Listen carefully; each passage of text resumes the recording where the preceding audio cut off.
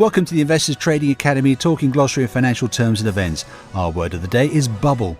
A bubble begins when the price of an asset rises far higher than can be explained by fundamentals, such as the income likely to derive from holding the asset.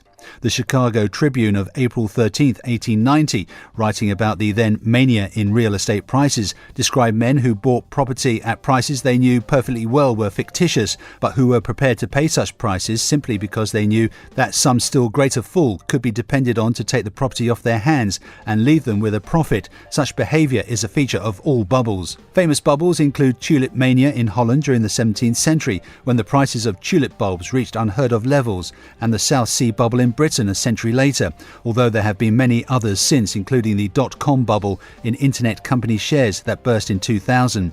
Economists argue about whether bubbles are the result of irrational crowd behaviour, perhaps coupled with exploitation of the bubble masses by some savvy speculators, or instead are the result of rational decisions by people who have only limited information about the fundamental value of an asset, and thus for whom it may be quite sensible to assume the market price is sound.